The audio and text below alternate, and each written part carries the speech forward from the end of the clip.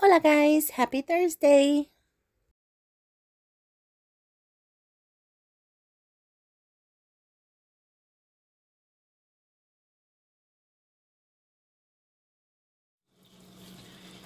So for my rice, I chopped up some onion. I used the last little bit of yellow onion that I had, and then I chopped up 2 little pearl onions. Now I'm going to crush some garlic so I can get it ready to saute up in the skillet. So I'm just going to crush those right on top. You guys, let me tell y'all something. It's amazing how the body works all in unison, or it should anyway. Because as I'm sitting here trying to crush garlic, trying to do just basic things that involve my arms, I realize my back needs to be involved, and it don't want to be. So crushing this garlic cheese, probably should have used my molcajete, my mortar and pestle, but I didn't feel like it. But anywho, I'm going to dump this onion and garlic into my margarine and my little sauce pot.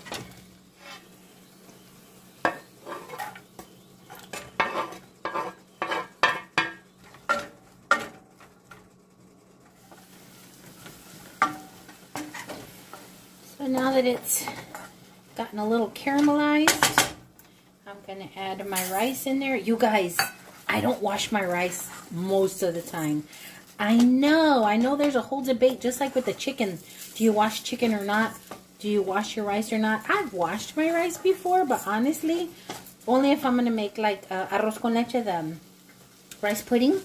But if I'm just cooking it, I don't. Do you guys wash your rice? If y'all do, don't judge me. Like I said, sometimes I have. It's just most of the time, I don't think about it. I just make sure there ain't no little bugs in it. And proceed.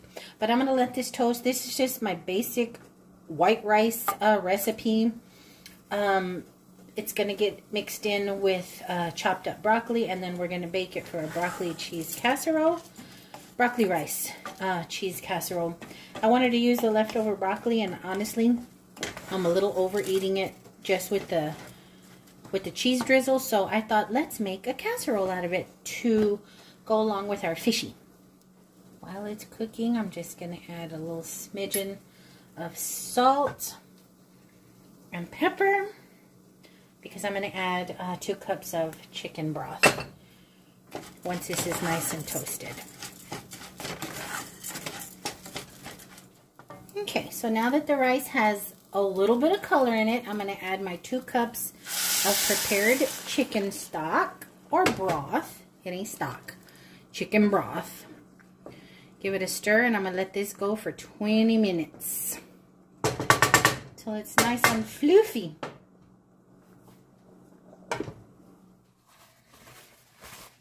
Okay, so while my rice is cooking, what I'm going to do right now is prepare my little baking dish, and I'm just going to do that by spreading a little margarine on the bottom and along the sides of just a little bit. You don't want your rice to get stuck. Okay, so my little dish is ready. I'm going to chop up the leftover broccoli just a little bit because it's pretty chunky right now. So here's the leftover broccoli, and I had some for lunch, but look at how much is left. So I'm just going to take my scissors and do a coarse chop on it. I don't like big old hunks in my casserole. I don't. And I think I'm the only one that's going to eat it, so probably going to have more leftovers. But at least this freezes. You know what I mean? I could freeze the cheesy broccoli, but I want to eat it. It's still tasty, so waste not, want not. Make sure there's no big hunkies on the bottom. But yeah, I'm just going to chop this up. My rice will be done in about 6 minutes. And then we'll mix it together and move on from there. Okay, so now I'm going to make my crumbly topping for the broccoli, cheese, and rice casserole. And I'm just going to use a little margarine. I usually use Ritz or crackers, but since I had my panko, which I'm going to use tonight for my squash, I thought, why not? Put a little panko in there.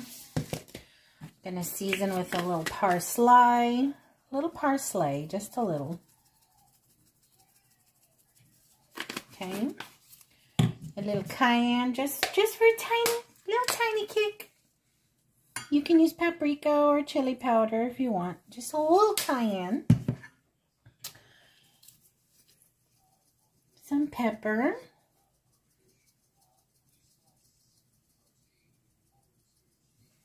Okay. And some salt. I'm going to make a crumble.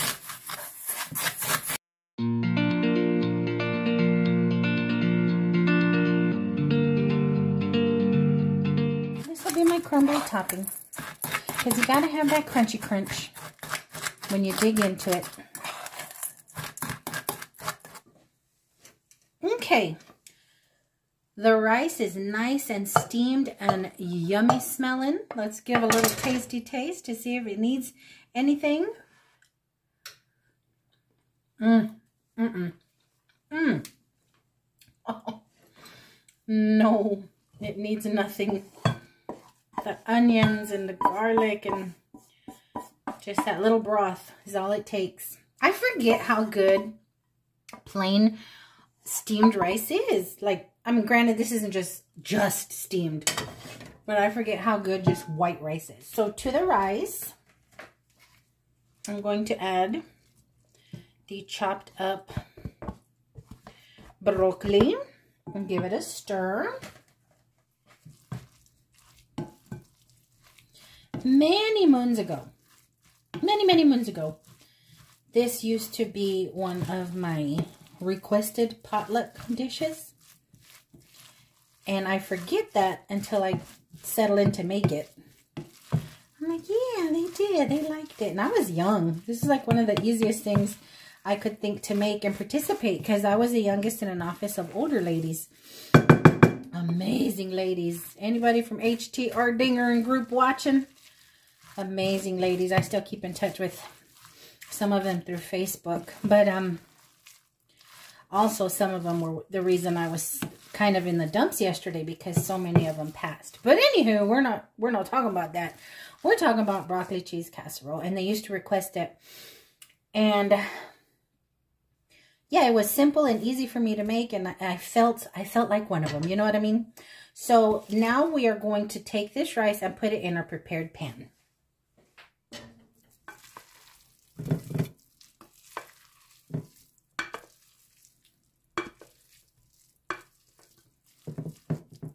Oh, smells so yummy.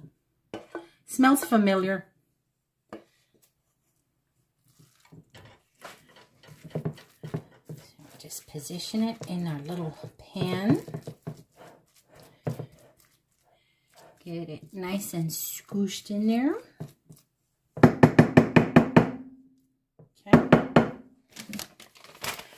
We're going to sprinkle the top with your cheese of choice. Y'all know I'm a cheddar jack girl, but you can do any kind of cheese you want. No matter. Sprinkly, sprinkly. Sprinkly, sprinkly.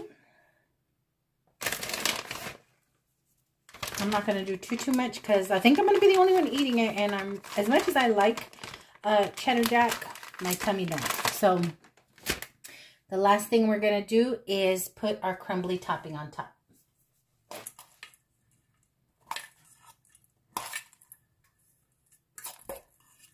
And again, guys, sorry I don't measure. I just kind of eyeball it. Kind of eyeball my ingredients. Okay. Spread that evenly on top. I got my oven preheated to 350. I'm going to drop this in here for about 20 minutes. And then depending on what the panko is doing, I might put the broil setting on for 2 or 3 minutes after that. But what I'm thinking about doing, because this and my fish are going to take about the same time in the same temperature. I think I'm going to put both in the oven. So let's prep the fish. Okay, so now I'm just going to slice into this package tilapia. I have 5 little fillets, the last in my freezer. Just going to let them slide out into the bowl. I'm going to pat them dry. Ooh. There's part of its little fin in there. But hence why I drop them out into this bowl and then I give them a rinse and pat them dry before I do any seasoning. You'll never know what creepy crawly or what bones or scales or something may be in here. And no, guys, I'm not tossing the little packs on the floor. I have a little grocery bag here on the hook.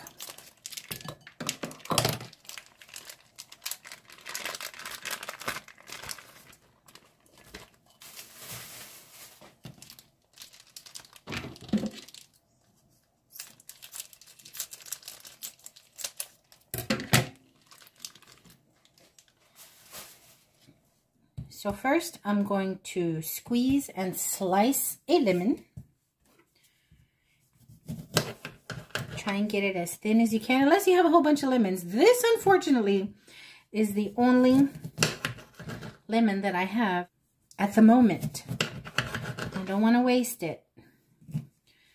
But I always do my lemon pepper chicken, my lemon pepper fish, with fresh lemon. You'll see what I'm talking about. You'll see. Ooh, I need better knives. Okay. I'm gonna try and get one more slice out of this one.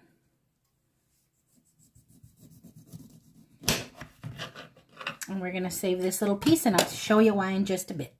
So, I prepared this little pan just like I did for the broccoli and cheese. And the reason I saved this little nubby is because I squeezed last little bit of lemon juice on here. Now, had I had more than one lemon, I would have just sliced a whole lemon and then done half of a lemon for the juice in the bottom of the dish. But I don't. Pickles and lemons do not last in this house, guys. I eat a lot of cucumber with lemon and chile. Oh my gosh, that sounds so good right now. I'm just getting hungry. Okay, but anywho. So there's the lemon in the pan. Now I'm going to get the fish and we're going to season it up.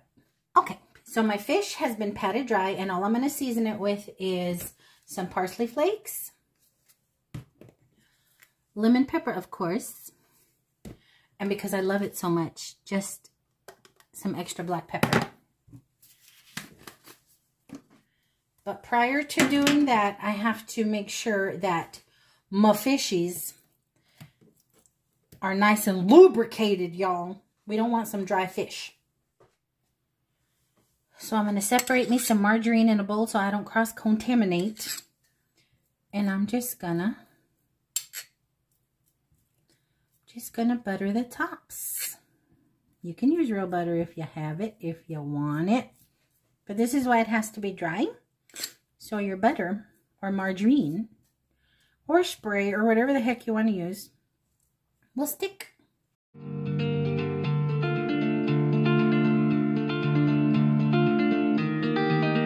Now we season.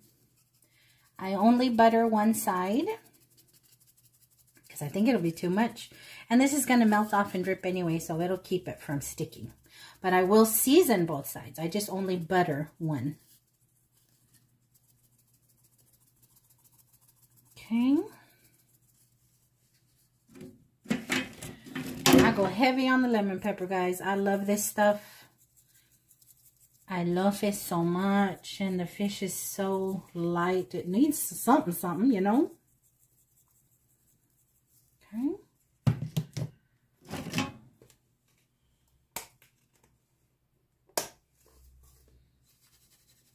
And come in after it with some black pepper. Flippy, flippy.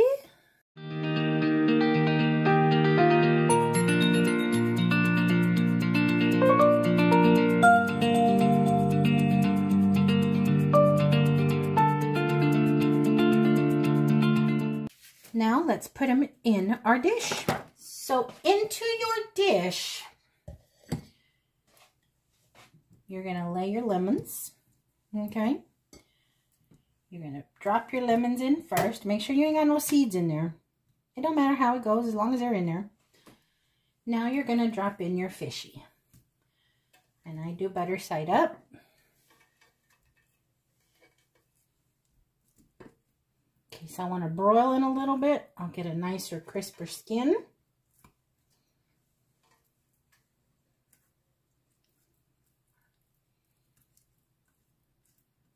I don't like them to overlap because I don't want that pale little piece of fish at the bottom. But sometimes, can't help it.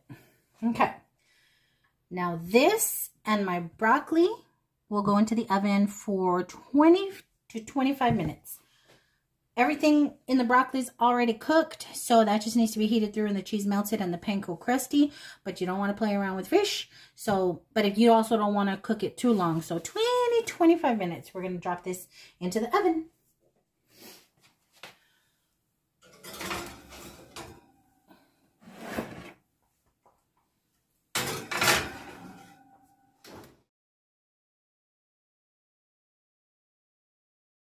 So now I'm going to prep my squash, and all I'm going to do is cut it into thin circles. I'm just going to make one squashy because my big dude's not interested, and y'all know my little dude ain't going to eat it. So try and make them as uniform as I can so they'll cook evenly. But this is all I'm going to do with this in regards to prep. But because I don't want them to be all soggy after I fry them, I'm going to douse them in some salt and let them sit in the salt to get some of that liquid out. I'm going to do this. I'm going to let them sit here for maybe 15-20 minutes. Let some of that liquid drain out. That way I don't, one, have them explode in my face when I drop them into the hot oil, and two, like I said, when you bite into them, they have like a little watery nastiness. So, but they're going to sit there for just a little bit.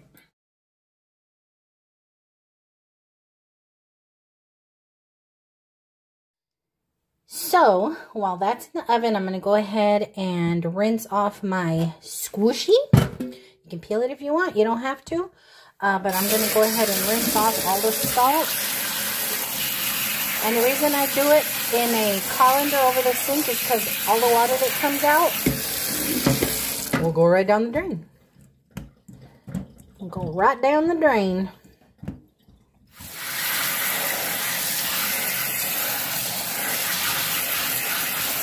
And we'll get to frying. Okay guys, so what we got going here is egg and milk. Over here we have some basic flour and we have our panko, and I'm going to season all three exactly the same. Yes, even the eggy. Okay, I'm using black pepper, ranch seasoning, and my Goya sazon. Okay, just think those flavors will be good. So there's my ranch that I am loving. Y'all know I'm loving this thing. Y'all know I'm loving this from Dollar Tree. And then my Goya. You gotta have flavor. Okay. So. Sorry about the angle. It's the only way I could get you guys sort of able to see what I'm doing over here. Okay. Now, flour ain't seasoned unless it looks seasoned, okay? That's just all I'm going to say. If your flour don't look seasoned, it ain't. Okay?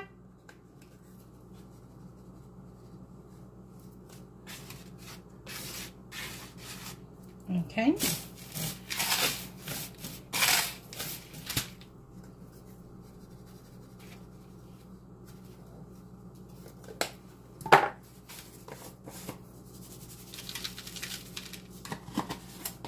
Now, because I can't see what the ranch looks like in these, I'm not putting any more ranch in there. But we're going to start with the flour, then the egg, then the panko, then the pan. Okay? The flour just to cover all that wetness. The eggy to make it wet again. And the panko to make it crispy. Okay? I'm going to set that aside. I want to drop them in as close as I can together, since there's so few of them. I don't want one to cook faster than another, so.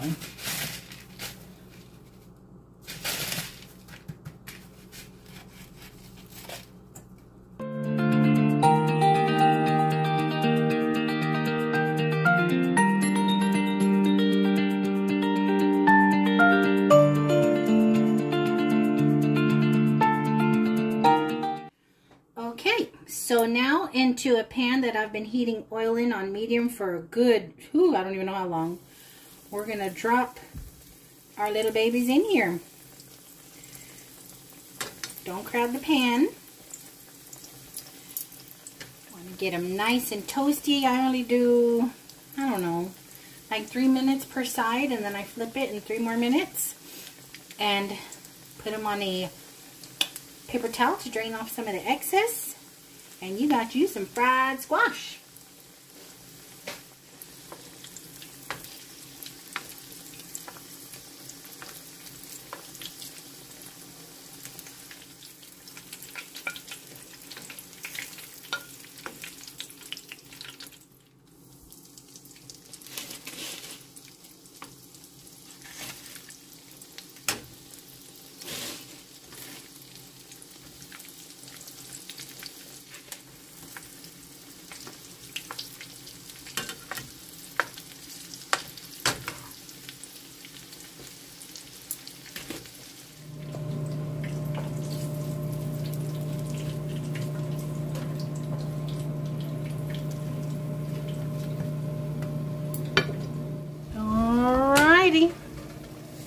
Last few minutes I put on broil, not even minutes, the last maybe minute, yeah, maybe a minute I put it on broil to get the crust on here and a little bit of something on the top of this fish, otherwise it just looks sad.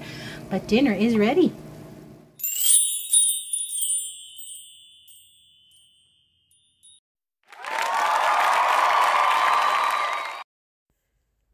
If y'all try, bon appetit, y'all. Till my next go round. I love y'all bunches. Bye.